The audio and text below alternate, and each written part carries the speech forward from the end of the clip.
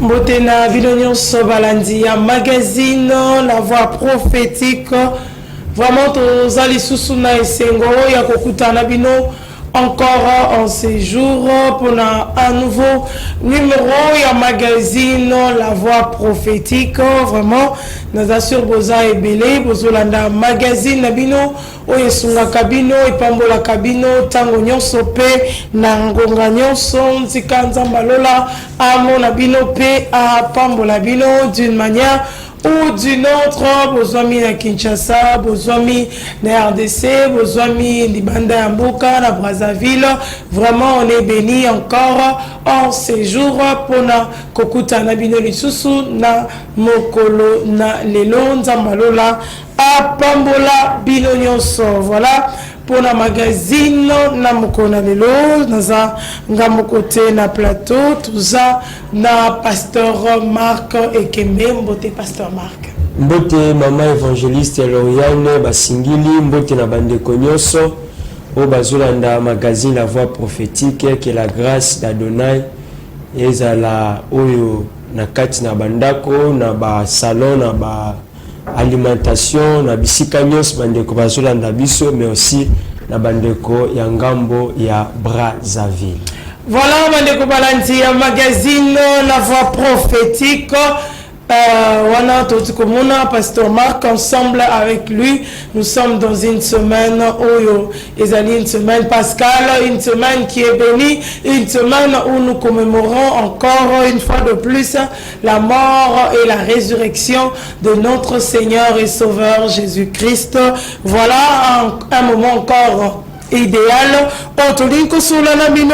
avec un sujet qui est encore très important pour la délivrance. Brise la réclamation ancestrale. Brise la réclamation ancestrale. Kobuka oyo ebenda kayo mekoruta na bakoko na yo. Voilà le sujet. Oyo tozali bongo kolobela na mokona lelo et le briseur. Tote ko expliquer encore récemment que toi-même tu es le briseur. Alors aujourd'hui tu es que ça brise la réclamation ancestrale, pasteur Marc.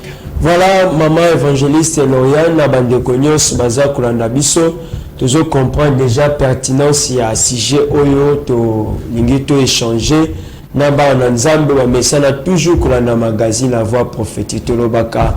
Awa ya toujours quelque chose to memaka ya sika na kati na libote ya nzambe, to memaka toujours quelque chose ozali ko aider libote ya nzambe ko booster bango ke vina bango et que ne toujours liboso. Alors que lelo na sujet oyo to tie na kati ya mesa bandeko na lingi pena to landa yango to changer chaîne tikala penda kulanda parce qu'il y a quelque chose oyo ko arracher oyo ko sala ke na kati na yo ba ko briser une réclamation au tuzali koloba ancestral. Alors il y a un verset où ils allaient comme ma biso penza que to kene ko fungola sujet na biso au travers ce sujet yango memi kat na biso que to tia sujet oyo pe kene ko sunga libota na nzambe. Ézéchiel chapitre 18 verset 2. Ézéchiel 18 verset 2. Pourquoi dites-vous ces proverbes dans le pays d'Israël? Le père a mangé les raisins verts et les dents des enfants en ont été agacés. Pourquoi dites-vous ces proverbes dans le pays d'Israël? Le père a mangé des raisins verts et les dents des enfants en ont été agacés. Bandeko na kati na texte oyo tozo comprendre déjà qu'il s'agit de quoi? Bible jelo de la biso pona nini lisese oyo eko wimela pona nini lisese oyo na kati na pays ya Israël bisika oyo libota ya nzambe bazali ko confesser Adonai pona nini tokotatola tope tokoloba lisese oyo kati na biso batata balemi wuti ya ngai. Oh, nino na bana ne yango ezali ko sala pasi. Oh, bien aimé dans le Seigneur, eza batata te. Ne na kati na bango bazali ko souffrir.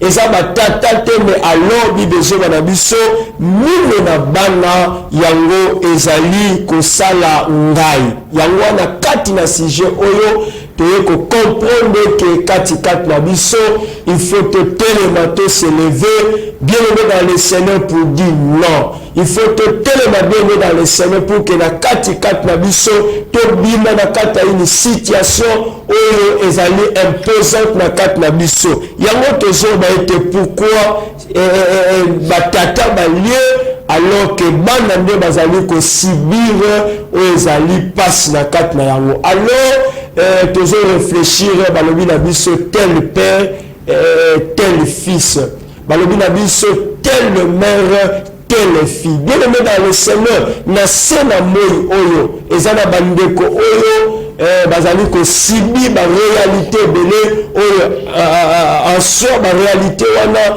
euti na yote mais euti quelque part et bimi kati na yote mais obima quelque part lokola ezobima quelque part nous avons intérêt ya ko se lever kati na biso pour la comité que je brise les réclamations ou je brise la réclamation ancestrale. Pourquoi? Parce que na kati na biso tozomona ba réalité oyo ezohuta likolo ezokita kati na biso euti kuna bien aimé ezokita alors que le kolo ezokita et en lumière na liloba ya nzambe yango na kati na biso tali ko batobi non il faut pas que tika yango et continuer ko évoluer bongo et continuer ko demeurer bongo et continuer ko persister kati na biso alors faut te telema pona ko briser o tali koloba des réclamations ancestrales.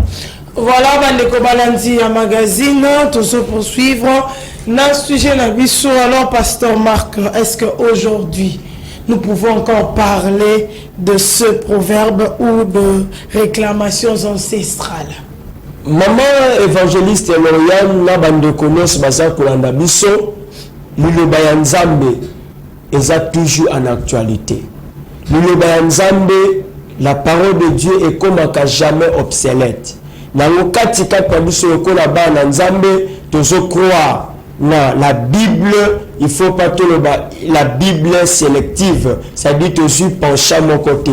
Dans la Bible, toujours dans l'ensemble. Il y a l'Ancien Testament, il y a aussi le Nouveau Testament. Dans la Bible, toujours que l'Ancien Testament est aussi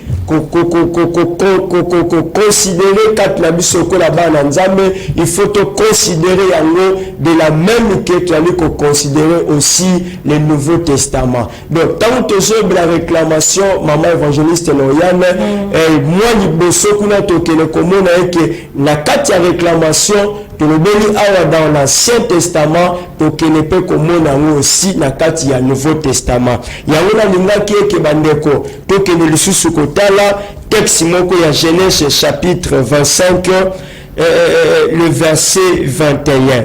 Genèse chapitre 25 le verset 21 n'habite ceux qui vont permettre biso totanga yango. Voilà, toujours la Bible na biso bisika nyonso tozolanda magazine La Voix prophétique. Bible ezoloba na biso Isaac implora l'Éternel pour sa femme car elle était stérile et l'Éternel l'exauça. Rebecca sa femme devient enceinte.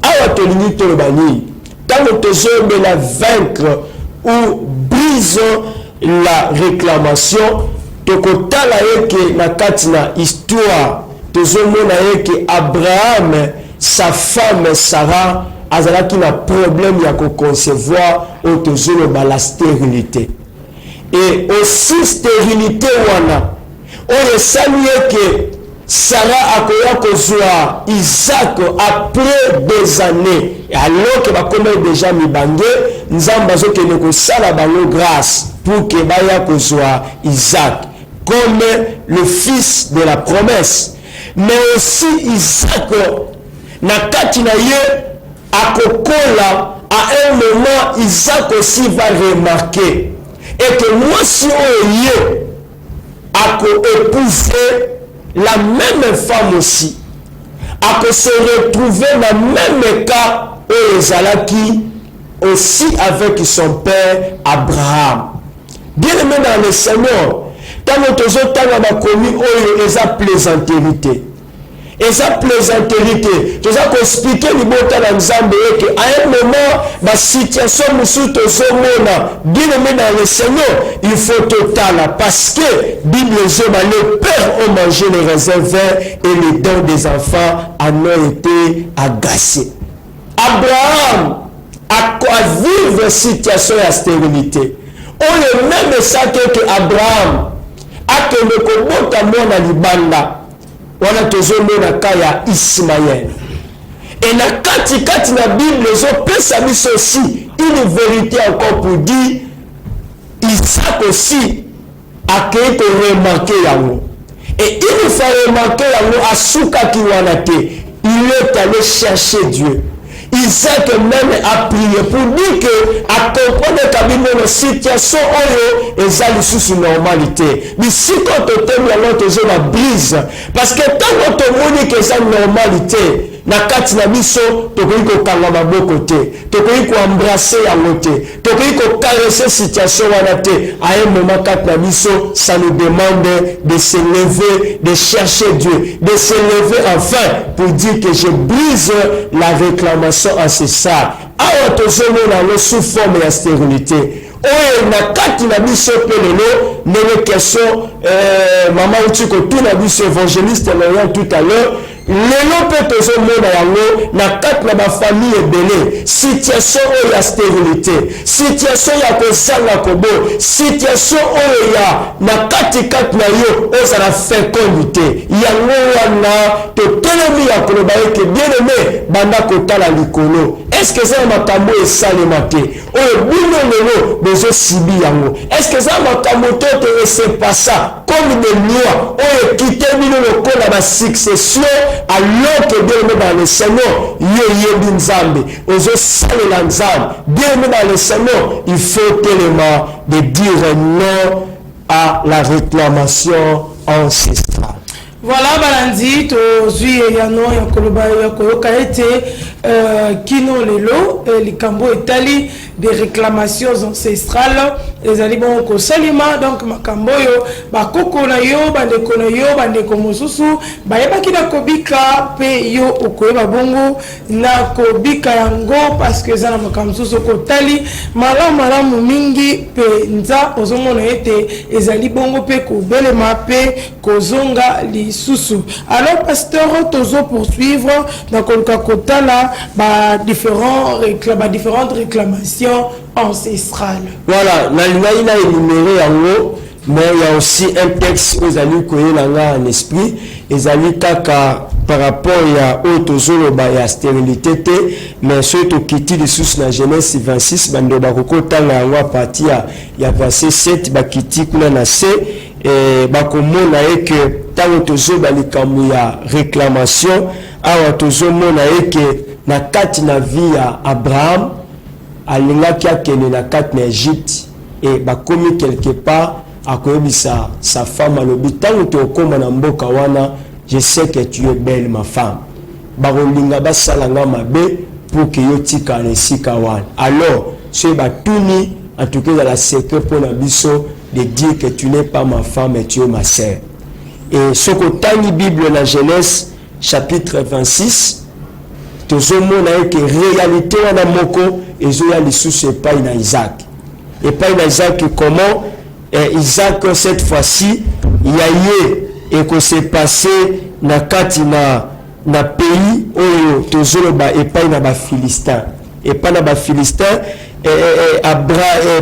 Isaac aussi tango azoke na kati ya mokili ya ba Philistin, lui aussi il va dire à sa femme et que soki batuni yo ne dites pas ma femme que je suis ton mari, plutôt il faut dire que tu es ma soeur.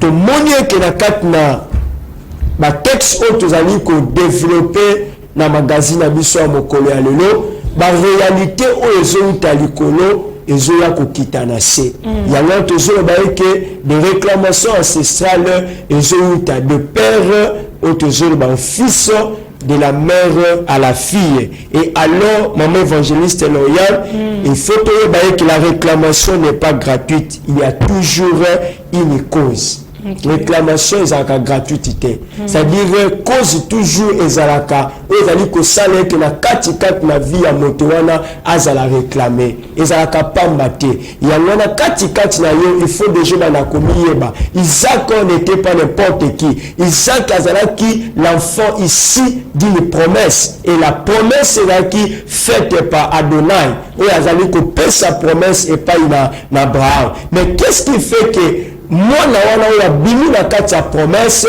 mwana wana pe na kati na ye azali ko hériter tozali komona kati na vie to pe na parcours d'Abraham. Et alors Isaac toyebi te est-ce que Isaac il était ignorant na makambo mususu, est-ce que la kati na Isaac ne savait pas, mais alors na cause moko tozomona awa esali ke na kati na Isaac atika la bonté. Isaac a tellement le non par rapport à la stérilité oyo je dois me lever pour briser cela. Je dois me lever pour dire non na kati na situation. Oh, bien aimé dans le Seigneur, bato bene pour na kati na vie na bango, bazali ko seka, bazana instabilité. Na kati na vie na bango, il y a des choses zali ko lekela bango, mais alors makambo bien aimé zali ko sibi lelo, to yebisi kati na yo ke banana ni ko mitala malamu. Est-ce que zali te ici, il y a ba parents? Est-ce que zali te par rapport il y a ba grand-père? Est-ce que zali te par rapport il y a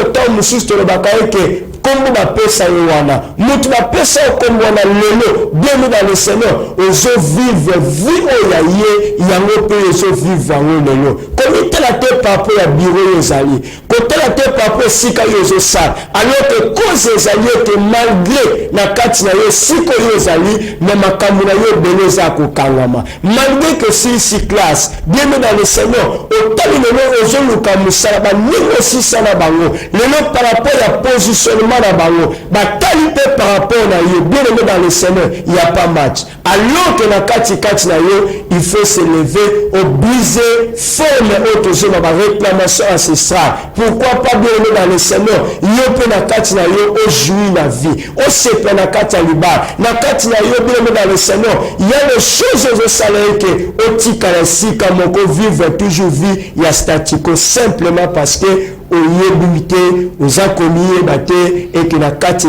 na yo ozo vivre lelo na kati ya ba réclamation ancestrale. Voilà, pasteur, je crois que tu as un peu zonga lorsque nous avons parlé de cause. Alors, bandiko, bazol kakoye, bande balobi, ba réclamation ancestrale yango et que cause la ba élément kaka oyo neto énuméré awa parce que ezana élément mususu oyo tant mususu ezali oyo ezosala ba réclamation ancestrale sur hôtel yango kaka boy directement tu dis que ah oyo vraiment ezali une réclamation ancestrale. Voilà, maman bassine eza tellement belé lelo malheureusement la minute où pesa biso to ko réciter la numéro o ya lelo ko épingler ba élément nyonso mais loko il faut te bezalier que mbala mini kati na biso quand on parle de la réclamation ancestrale tozomo na mingi ba otozolo ba fait moko ezali identique c'est-à-dire soko mitali malam ya otozolo ba awa cette lecture il faut seulement pas une lecture rapide mais il faut offrande éclairé par le Saint-Esprit pour que nous déciner réellement c'est quoi le problème. Bandeko ezana ba na kati na biso na mokili otozali bandeko ebele malgré ba effort basali malgré ba progrès basali mais quelque part bazoya kozala arrêter simplement par rapport à ba réclamation ancestrale elingi ko bani batu mususu na kati na bango ata la vie na ye asisi classe abandi ko mata meko ya ko mona ndoto moko oyo alotaka toujours na kati na ye ezali toujours qu'on renvoyer par exemple dans village na bango ezali toujours qu'on réclamer que azola tabilamba moko ezali ya propreté bilamba ezali salité bilamba azola ndako ya za ko lota ezali ndako oyo ezali ya kitoko mingi te et yango zo sala yeke na kati na vie ya batoni plus place esika yolotaka wana vie na yo ekangami na esika wana elokolo ekangami na village na bino lokolo ekangami na esika moko boye oyo bien aimé dans le Seigneur à tout moment on revaka que sika wana est-ce que koyi ko se poser ma question te na si na bima déjà village na biso na bima déjà ya cela 5 ans 10 ans 15 ans 20 ans mais le koni nezo salanga okoya ko réaliser que il y a une loi na kati na bien na famille et je réclamer toujours bino bosonga pourquoi parce que na bakoko na bino ya loto le bakaloko la famille ya barekabito o bazali ko ba ete koko na biso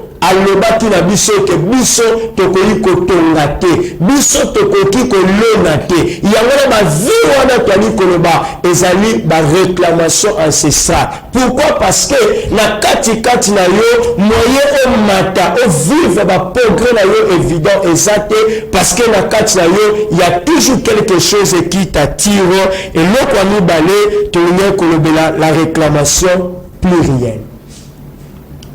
La réclamation plurielle les amis ont toujours de père en fils, de mère en fille. Yango lini kolobani na kati na vie na yo ozoke la même direction que ma parents na yo. Ozoke la même direction que ma grand-père. Et bien aimé dans le Seigneur soko bani kota la malam. Direction ozoke ne wana ba échec na bango yango pe kokoma ba échec na yo. Ba perte na bango yango pe kokoma ba perte na yo. Des fois esa mabete me banda komita nene ya kweyaki ndenge yo poko kwea nene ya bebaki ndenge yo kobeba nene ya silaki ndenge yo poko sila yango mbala mingi bozali kosetone okomona eke na kati na bino bokwea kasibitima batu kombe lelo baza kolela abima na musala wana atikata souvenir te abima na musala wana atikata elembo te. Pourquoi? Parce que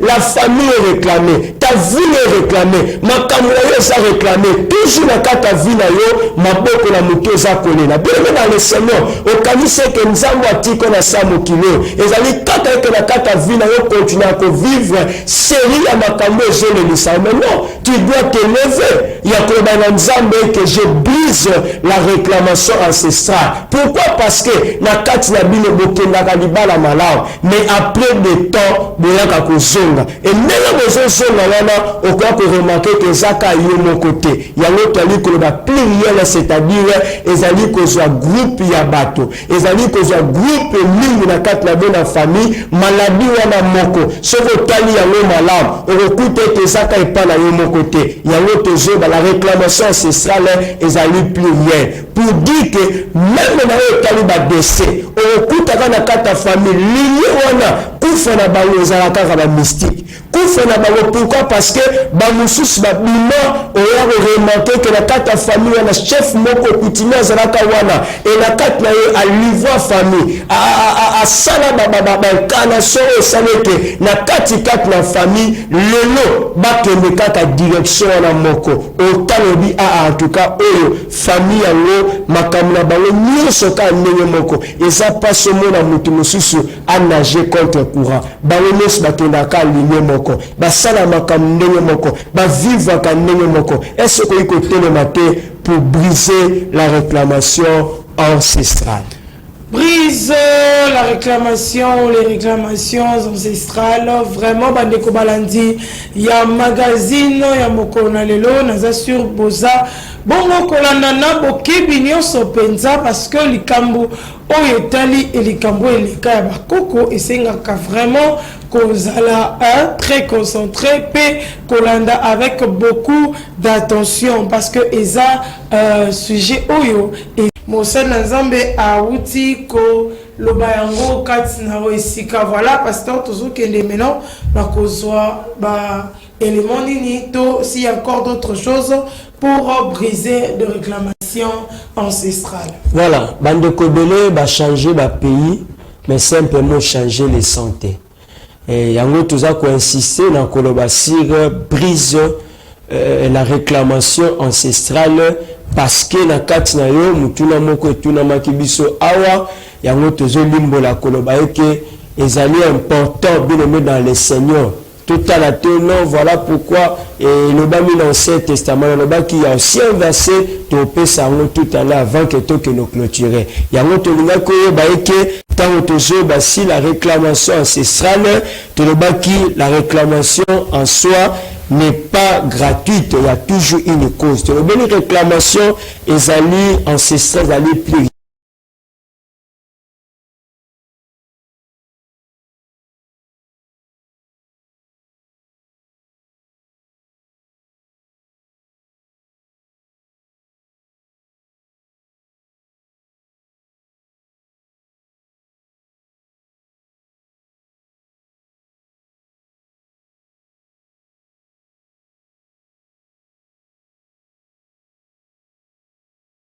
Il y a bien aimé dans le Seigneur, même si vous traversez la moko ya succès, on finit toujours à quitter dans la honte. Même si na kat na yo, ozolekisa activité moko ezali émaillée avec des éclats, bien aimé dans le Seigneur, on quitte na kat ya rejet. Il y a bien aimé, il faut comprendre que réclamation c'est ça. Ba te belé lelo, bazali ba ignorante, bazoye ba te que na kati il y a toujours des choses où il faut te se révolutionner. Pourquoi? Parce que dans Lamentation 5, cette Bible dit, nos pères ont péché, ils ne sont plus, et c'est nous qui portons la peine de leur iniquité. Bien aimé, la réclamation ancestrale. La autre chose, tout à l'heure, on change pays, mais na kati na yo, on le makilate. Pourquoi le makilate, excusez-moi, il faut la kati na yo, il y a une réalité, il y a une loi bien aimée, cette loi-là, cette réclamation-là, si jamais la kati vie na yo, aux conscience, il y a que briser loi wanate, il y a que briser réclamation wanate, bien aimé dans le Seigneur. Tu finiras ta vie par la honte. Tu finiras par ta vie dans le Seigneur. Na seya barabesima. Tu finiras ta vie dans le Seigneur. Na seya barejet. Et yangwana il faut tellement bien aimé. On a koloba non. Na oyo nyoso oyo salema. Na batata. Na makoko. Na ma parents. Bien aimé dans le Seigneur. Il faut que yeba une chose que le Christ c'est lui qui nous a franchi. Il y a kati na yo okotala même na vie ya ba patriarche na kati ya Bible okomona yango réaliser encore la vie ya David okomona que la plupart makambo David asala yango ekita na Salomon okotala même na kati ya vie ndenge touti koloba ya Abraham otali makambo belé ekiti même aussi na vie ya Isaac. Bien aimé dans le Seigneur, il y a l'autre dans la réclamation ancestrale. Elanda kaba vie ya bato, elanda kaba tunakate na ban, elanda kaba tunakate na ministère, elanda kaba tunakate na kandidat bazako sa. Il y a ngana bato belé yo bazako lela. Bien aimé dans le Seigneur, ozo na parce que na kati na yo okei koyeba te. Nzamba zo yebisa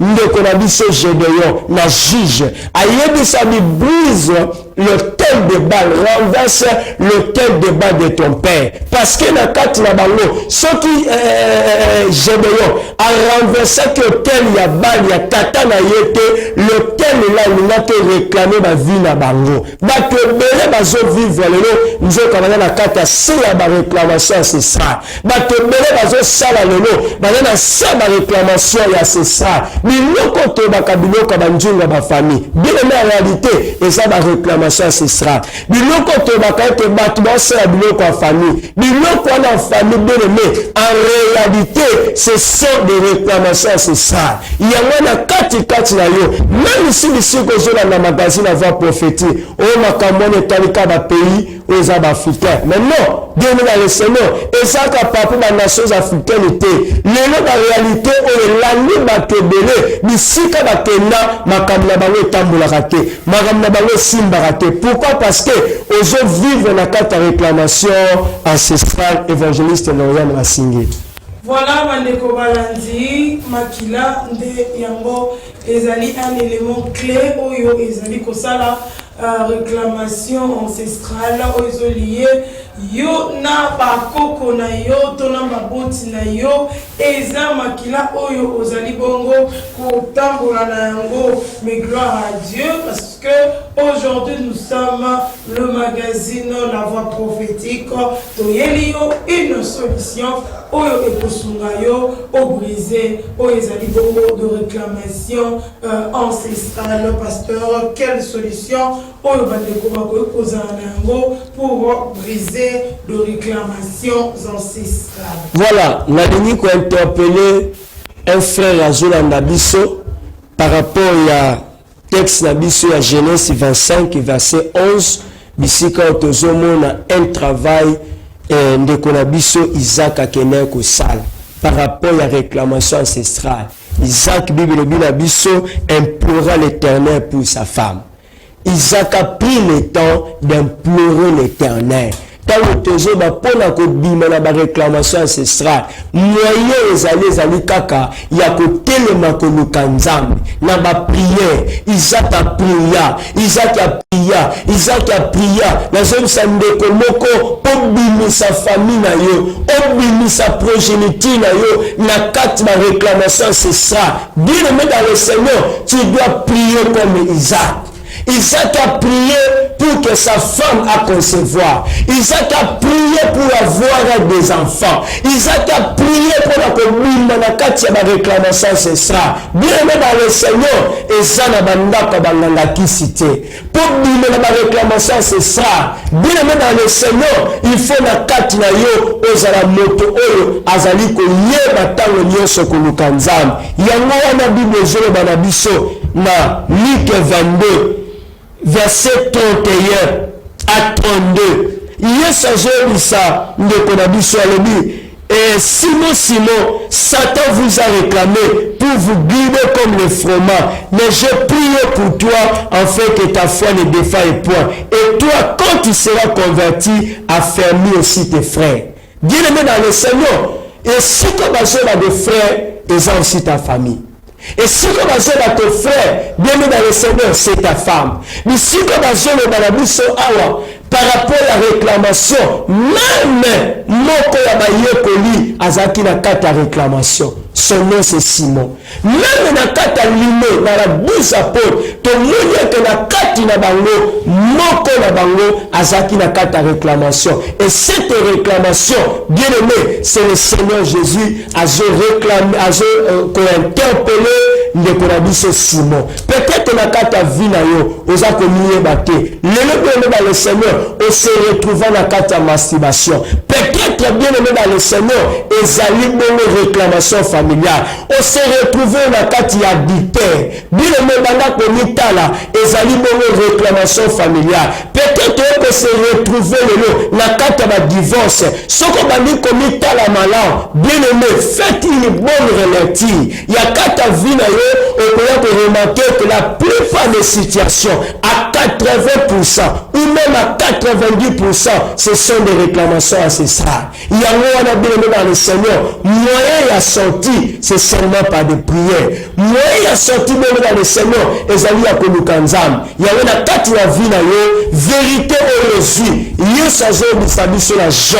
Vous connaîtrez la vérité et la vérité vous affranchira. Vous connaîtrez la vérité et la vérité vous rendra libre. Bien aimé dans le Seigneur, ta vie, oh bien aimé, il faut t'aimer le balanzambe te.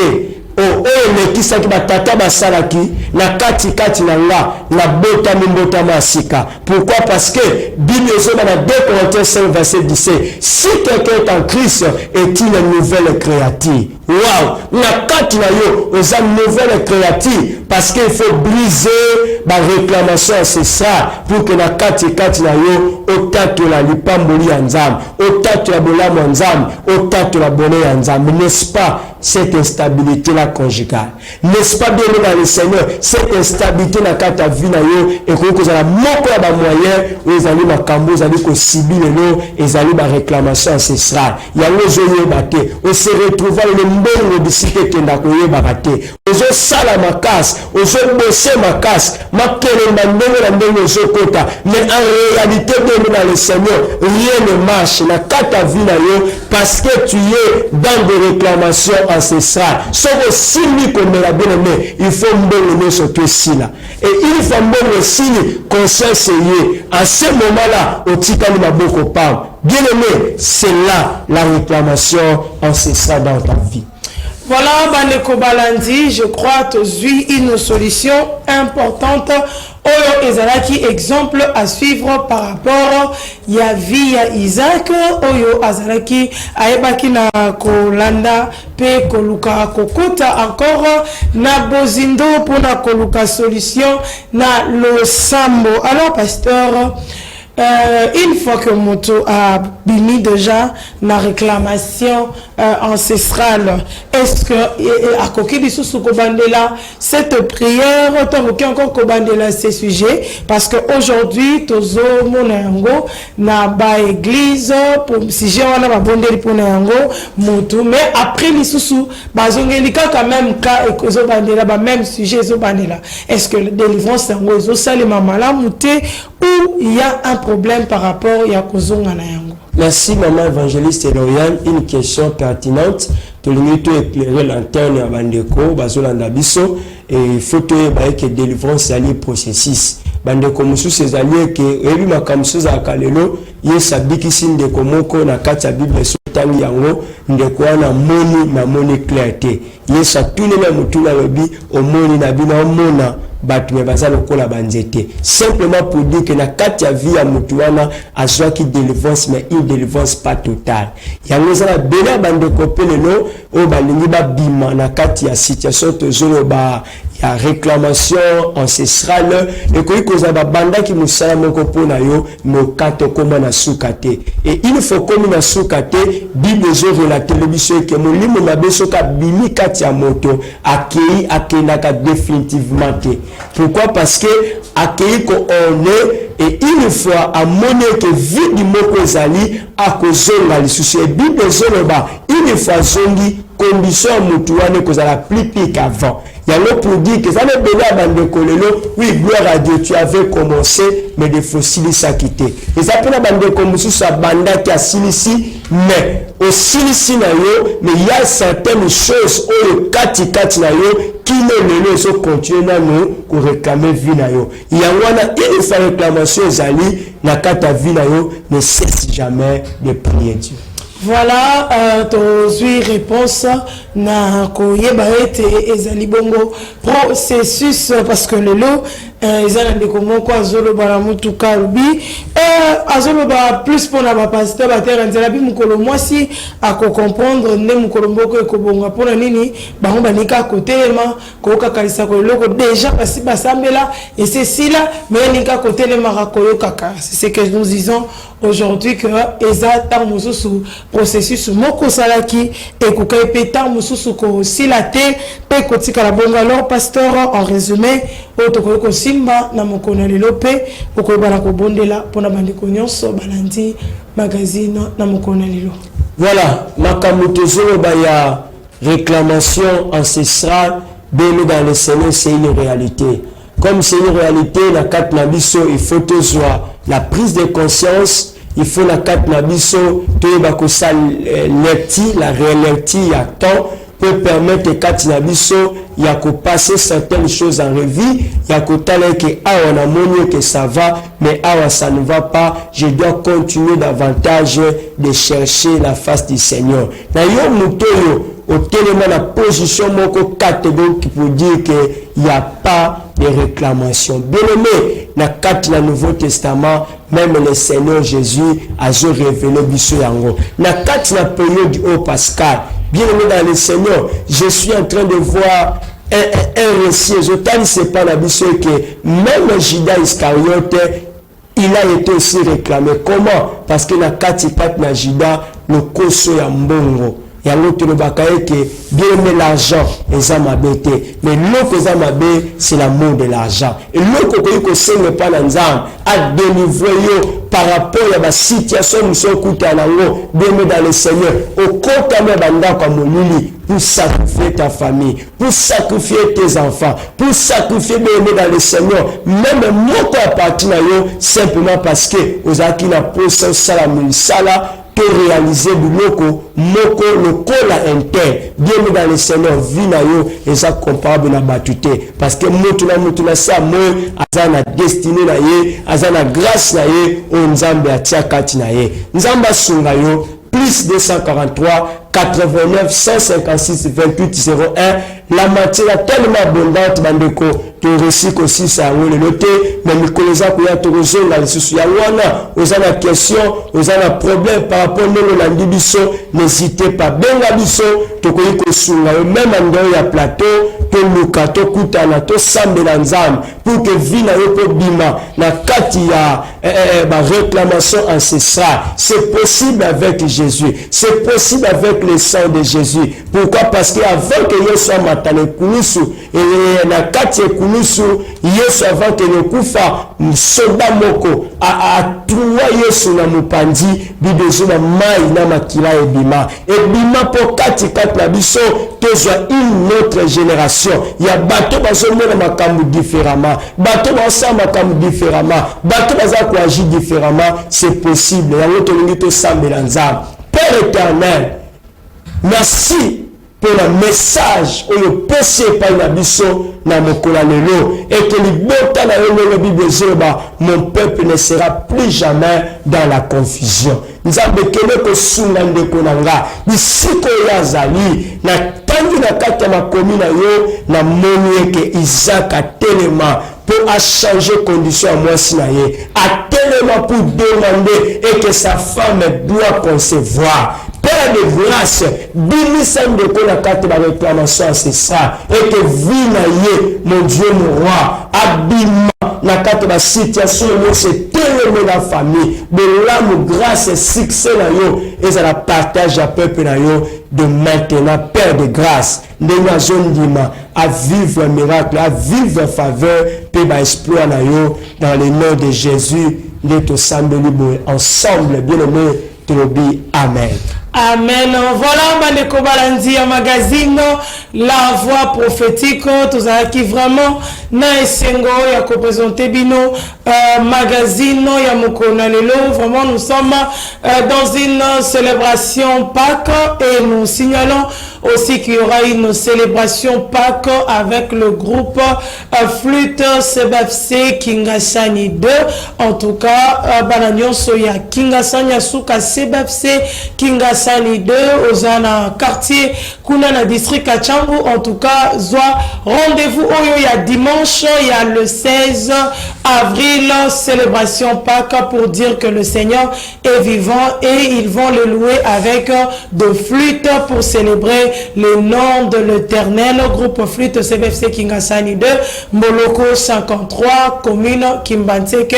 Prenez rendez-vous le 16 avril, dimanche à 14h30. Voilà, Tokomi Nasuka, merci à toute l'équipe technique au accompagnant qui biso na mokolo na lelo. Merci à vous tous au Bolandi biso, que Dieu vous bénisse. Nde tokutani na mikolo ezali koya. Ciao.